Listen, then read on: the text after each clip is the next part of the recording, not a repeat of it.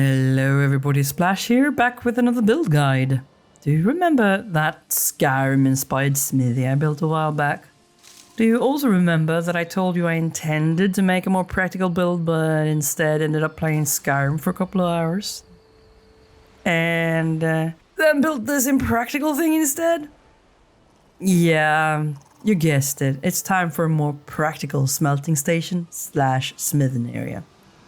There will be a couple of old build tricks explained in there as we go as well, so if you already know them, you might find this build quite easy. I have a tendency to build rounded houses, or at least octagons, as starter bases, portal hubs, outposts and storages, because like that, everything is always really close by, and if I place a fire in the middle, I also get a rested buff while doing something else. Some of these builds you've seen on this page before, some you have not, but overall I try to go for practical. Yep. I also try to avoid clutter, so whenever I can I hide all the workbench upgrades under the floors or inside the walls. We are building a raised floor in the center today, where we can hide all the workbench upgrades and some furniture too if you like, to give yourself a higher rested buff while working. Also, this build is planned for a survival player. Well, almost. You'll have to either dig a moat or build some kind of wall around it to avoid the friendly neighbors, but other than that, it's built for a survival player in mind. From my perspective, for example, I tend to avoid using iron as long as I can in a build. It gets very expensive quite fast, so for that reason, the structure is all core wood. Inside, I have chosen to use a stone floor, which of course is optional too, but you have to keep in mind that if you want the smelting areas raised from the ground, neither the kilns nor the smelters can be built on a wood floor. It needs either solid ground or stone blocks. Also, the stone floor offers structural stability to your build, just as the ground would. So, with all of the basics out of the way, let's get to work. We want our structure to be well grounded to make sure we can build tall without adding any iron. So, groundwork is key. We have to flatten the ground and make it nice and even. It is a pretty large area we're working with here, so eat good stamina food and get yourself a rested buff if you can. This is hard work, and you want to regain stamina fast. After that, it's time to start creating snap points. This build is going to be octagonal in shape, so I'm starting from the middle, creating a wheel with 8 spokes, where every spoke is 10 meters long. I am using log beams for this because it's cheap and also convenient. Why, you may ask? Well, within every build piece is bound the strength and will to govern each race. But they were all of them deceived, for another ring was made. Oh, no, that's not what I meant at all. The 4-meter core wood beam is not all powerful at all. I mean, there is another thing to keep in mind while we're on the subject of build pieces. If you have trouble with lag in your base, have a look at your instance count. You find that under the F2 key. 10,000 to 20,000 can in general cause FPS drops. This number represents the total number of objects within the area, and it can be plants, trees, build pieces, terrain alterations, or even complicated lights. It might not make a huge difference here in this tiny little build, but I try to use larger build pieces since they still only count as one, and also remove all the unnecessary ones as I go. I am still going to make sure that everything is well anchored to the ground, since we're going to do some digging here later. I am using a 2-meter log pole and snap it to the spokes where I intend to build upwards in the next step. Mind you, a lot of the core wood we are using right now will be removed later, since a lot of it is just here to give us snap points. Sure, freehanding is all good, but if you want to make sure your build is stable, make sure everything is well snapped together. I am raising 4-meter log poles all around the center here, and since most of these are going to hold up the roof, they need to be well anchored. The center is going to be the lowest point in this build, And since we now have everything marked out here, we can remove the cordwood beams. Snap 2 4-meter beams from each spoke to create the letter T. Make sure the beams connect at the right spot at the center of the T, otherwise your structure is going to be a bit wonky later. And that is going to make it harder for you also to start building roofs and stuff. We are going to add our entrance and all the smelting areas around this build almost like in the shape of a flower. So to minimize future complications, continue from the spokes of the wheel. Add another 4-meter beam at the end of each one and create another T on each.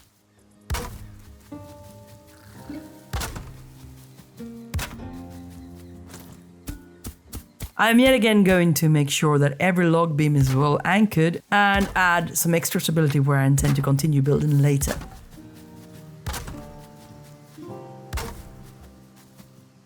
When you add these 2-meter log pulls here, make sure they snap to the right beams. You will have 2 logs sticking out of the ground beside one another. Time for the stone floor.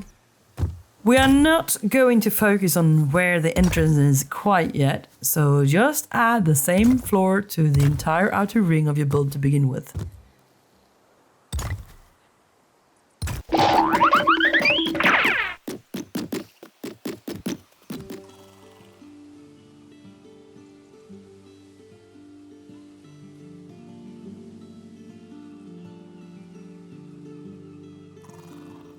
After this, it's time to start digging.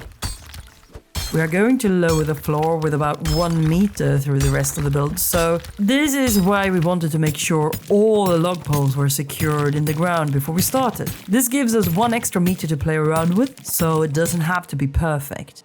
You have lowered the dirt floor enough when you can snap a stone floor block to the bottom of the outer ring without dirt showing through.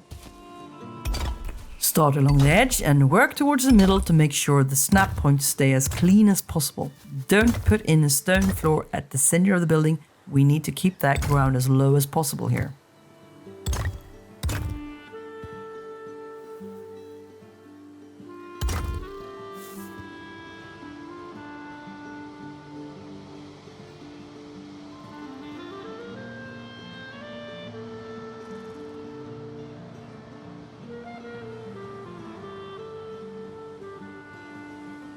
So, in this next step, we're going to create some new snap points, and we're using the old door trick for that. You see, the door has 3 snap points.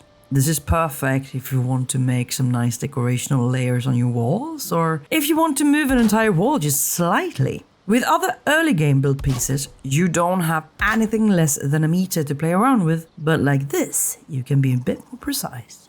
Snap the door against the edge of the stone floor piece towards the middle. We are going to use the snap point that is the furthest away from the hole in the center of the build and connect a half wall there. As soon as that's snapped into place, remove the door and snap another half wall to the first one. Rinse and repeat all around the hole in the middle of your building.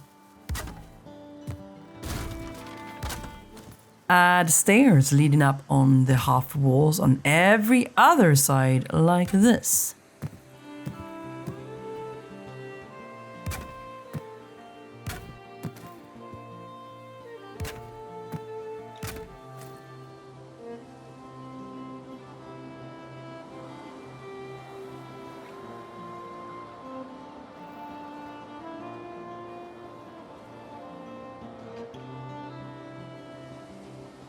Give your building a good look about now and decide where you want your entrance to be.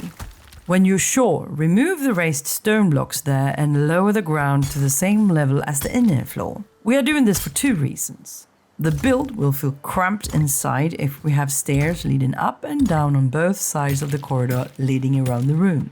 Secondly, the entrance will look cozier if the path is slightly sunken, maybe with some planters on the sides. But now we're getting ahead of ourselves. And also, I never use any mods in these videos, so a nice garden path like this one, that's out of the question. Our next step is to build upwards. A friend of mine says that you should always start with the roof. or everything else will get destroyed the second it rains. And since we're in Valheim, which is based on Swedish weather conditions, it's always raining. Thank God for dev commands.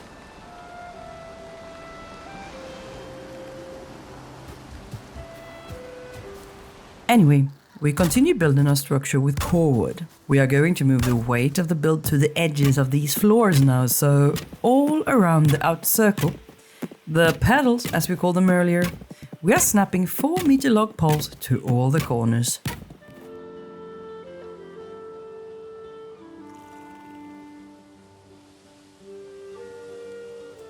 And now we can start to remove all these unnecessary core wood beams. Basically, the ones that are in the way are the ones that need to go, which includes the spokes of the wheel we built to begin with. I am also removing the ones I used to make sure the outer stone floor ended up at the right height, clearing up the entire passage around the entire build. If you're worried about instances, these beams between the floor pieces are also pointless now, but you can leave them there if you don't mind them shining through just a little bit. Time to add more height now, in preparation for the roof. We used the 4-meter log poles for that too, and as you can see, we're not raising these everywhere. The circle in the middle and the middle pole of all the pedals, that's it. We're snapping the 45-degree log beams to the tallest points of the pedals and connect the sides. I make sure I have the right angle by comparing them to the floor pieces.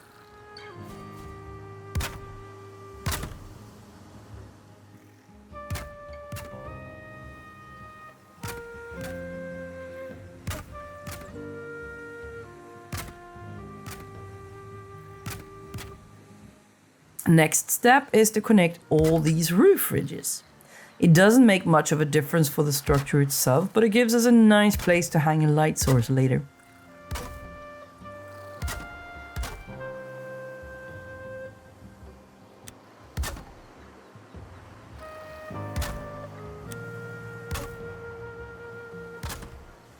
I think I remember a time when these angled core wood pieces could be used to give even more stability. Am I remembering things wrong? Because according to this test, it doesn't anymore. In fact, it's the complete opposite. So this step is probably purely cosmetical then? Under the roof ridges, we are adding another snap point for more log beams to connect to. So yeah, maybe it makes a difference, maybe it just looks good. I have no idea anymore. Add a 26-degree beam under the old ridges and remove the 4-meter log poles in the middle. We reconnect the slanted beams to one another with a shorter 2-meter beam instead to keep stability, hopefully.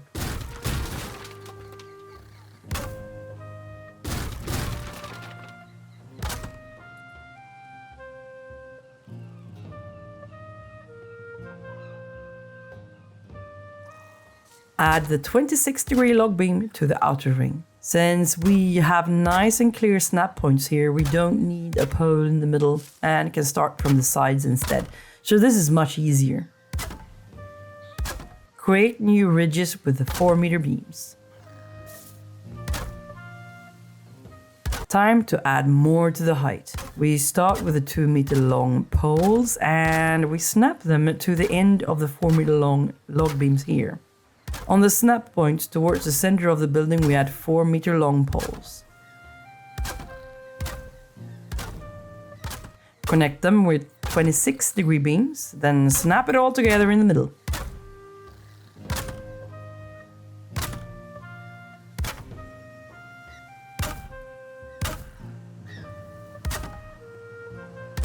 It looks a bit orange here, which means that we can't add much more to the height now. So from here, we're going to add the roof.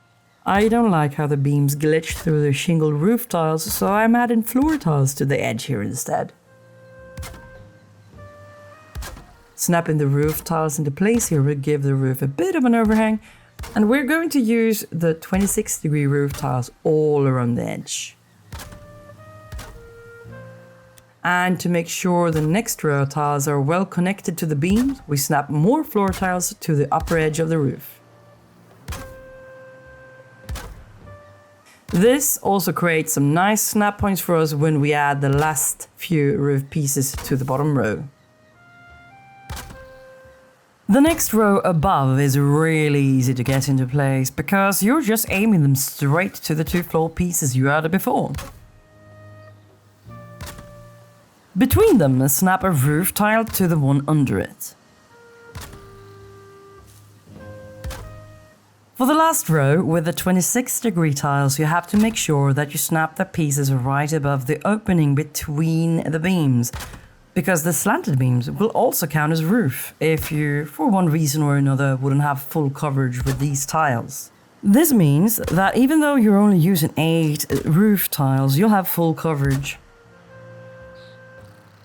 For the nice angle we're adding at the top, snap a 1 meter wooden pole at the center and start adding the 45 degrees shingle roof outer corners in an octagonal shape around it. Tap the letter Q until they snap at the top to make it really easy for you. This next step has to be done now because it will be very finicky to deal with when the rest of the roof is already up. It's time for the smelting station. First, we remove the 2 middle stones in the floor and the core wood there as well. Take the 26-degree thatch roof and place it where the stone floor was to create a little slope. We will start with the kilns. Place them with their openings aiming slightly towards each other. You want to be able to fill them up, both from the inside and the outside. You want to make sure you can reach from both the inside and the outside before you put up the roof, because it would be complicated to fix afterwards. Well, not the kilns, but the smelters are going to be very finicky. The roof is going to be really simple. You already made the basis for it. First, we add these beams on each side, then to create a bit of an overhang, we add a 1 meter beam on the edge and then connect 4 small floor pieces on each side. This is where we're going to attach the roof in a little moment. Add the 45-degree roof tiles, 2 on each side. A couple of beams here for stability. And then these 45-degree ones to keep it all together. You can do as you please with this. I wanted to have these crosses only over the door and the back end of the house. And then I added more stability here with the 1 meter pole and a new beam. On top of the log, we're adding 2 meter beams all the way here to make sure the roof is well connected later. As you can see, they're not snapped together, but it works anyway. On this second row between the ridge and the 2 tiles you added before, make sure you go 4 tiles on both sides.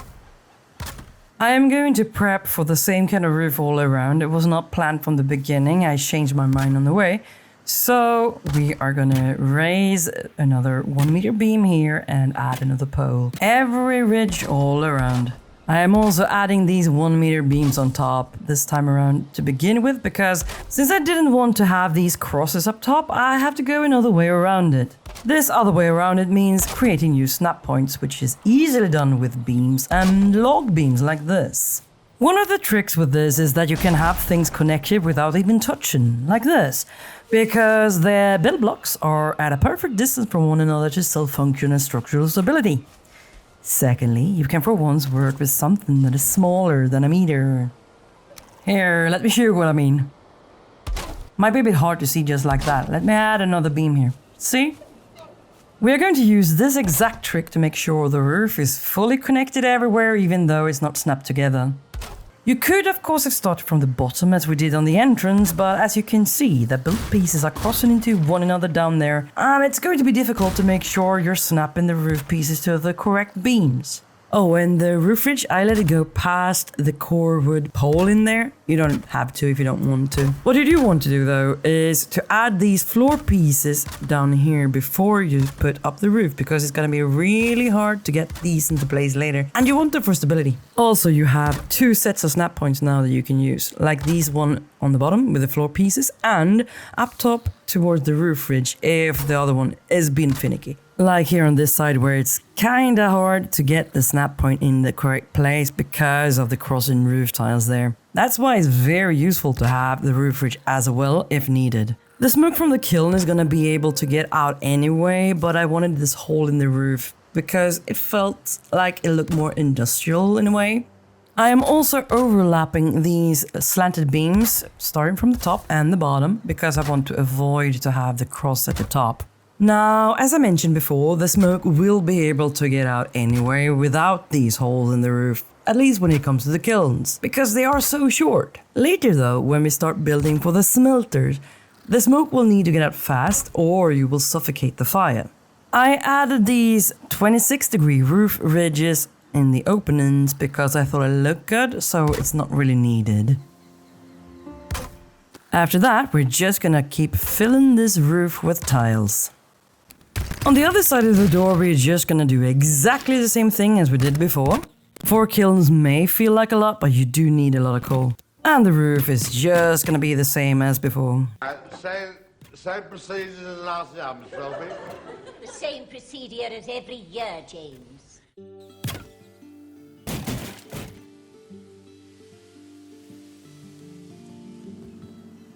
We are going to create a slope in the floor for the smelters as well, but we have to be more precise with the placement here. As I mentioned before, the fire can be suffocated by the smoke, so you want the smoke to rise as close to the center under the ridge as possible.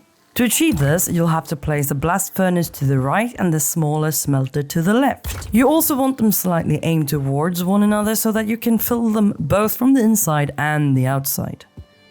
Do the same thing with every raised floor all around the build except for the one straight across from the entrance. Here, we're adding a fleet of stairs instead. The roof is also going to be pretty similar all around. We just have to make sure that the opening for smoke is really large here. That is the only difference. Over the stairs, you won't need an opening for smoke though, so copy what you did over the entrance here instead.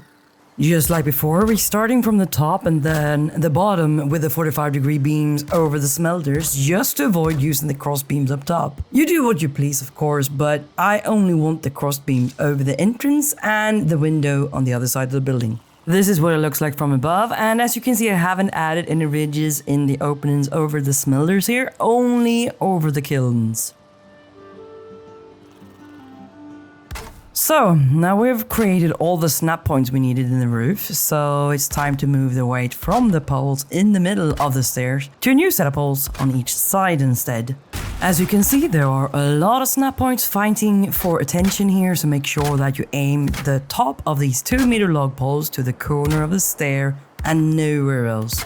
Continue to add height by snapping 4-meter logs into place before connecting them all for stability with the help of 45-degree beams meeting in the middle. As soon as everything is connected, we can remove the poles we don't need anymore.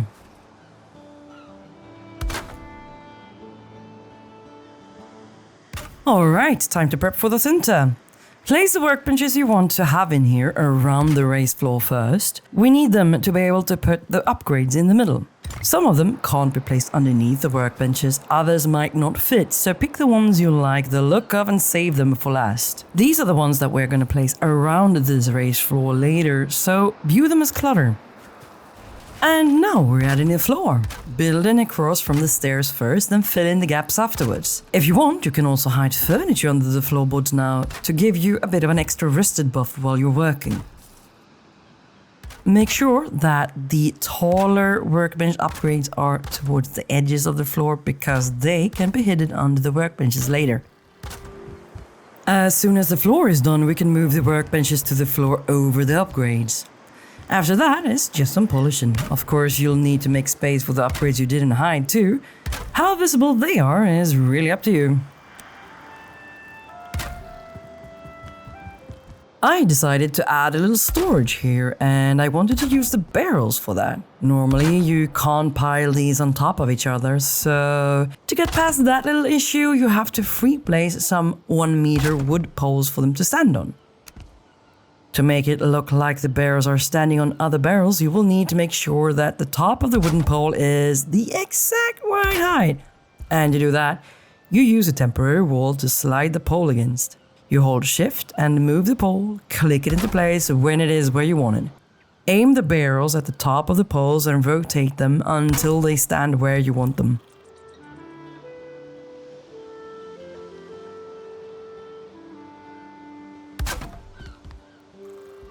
As soon as you're done, you don't need the temporary wall anymore. Let's move on to the entrance. We're starting off by snapping these half walls to each side. I like the look of cordwood, so even though we don't need these poles here, I'm adding them on each side of what's going to be the door.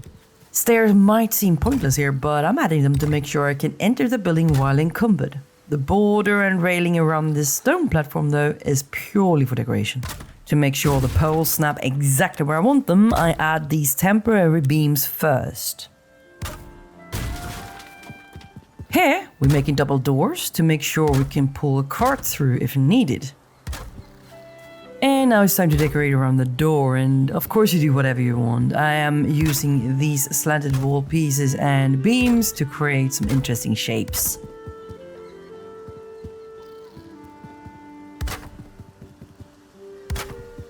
As mentioned earlier, this is purely decorational.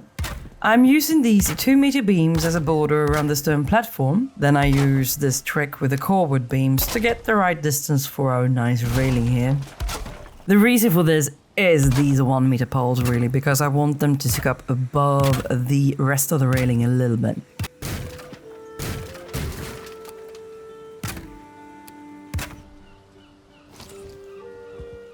To create depth to your outer walls, you can build layers of decorations in whatever fashion you want, and the best way is to just play around with different shapes. Here, I'm adding an extra layer of beams under the roof, and to make that look a bit more three-dimensional, I'll add more layers to the beams holding up the roof. The easiest way to do this is to just add extra beams outside of the ones you already have. These 1-meter beams can look a bit weird at first glance, but when you add another layer behind them, they look really nice. It takes a bit of freehanding though. Hold down shift and click the beam into place when you have it exactly where you want it. Here I'm using a 45-degree beam, and as soon as I've clicked that one into place, the rest of them just snap right where I want them. Easy peasy. And this is pretty much the design for all the roofs around the entire build. To make sure we can reach the smelters and the kilns from the outside of the build, even though we're encumbered, we are adding stairs to the raised platforms too. I had plans to keep these cordwood details here to begin with, but I changed my mind, and that is why I removed them now.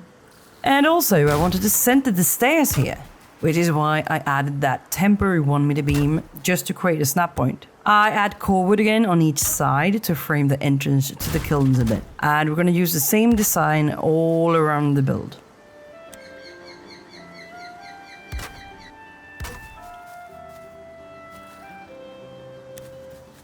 I'm using these 45-degree beams right here to tie it all together.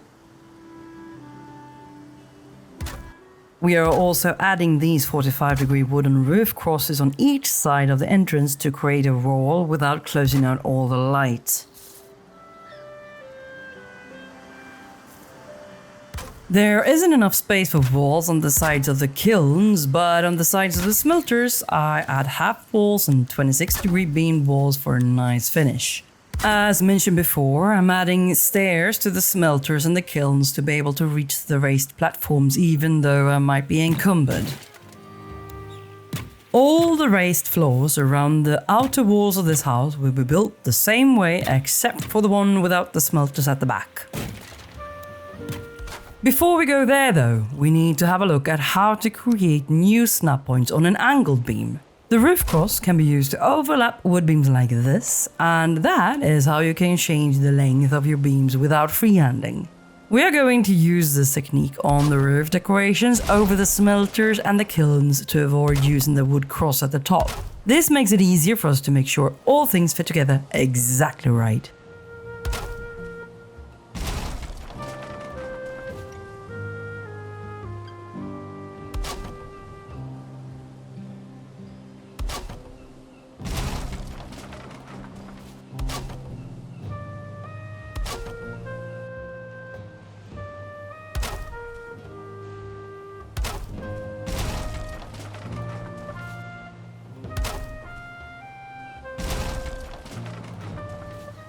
The final part is this room at the opposite end from the door, the one where I was planning for a window. I'm starting with half walls all around, and then I'll add these 45-degree wood walls in the corners.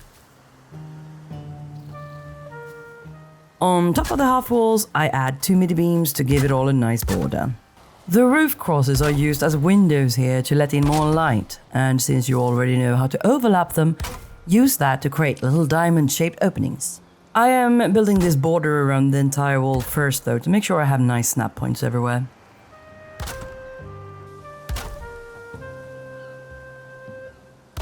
You might have to rotate between different snap points, but eventually it'll be exactly where you want it.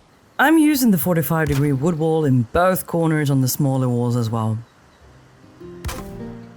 Against the upper border of the wall, I snap the inverted 26-degree wall pieces to give these windows an interesting shape. And that's pretty much it. Now it's up to you to decide how you'd like to decorate the inside of this building. I kept it bare and practical. What would you do with the same space?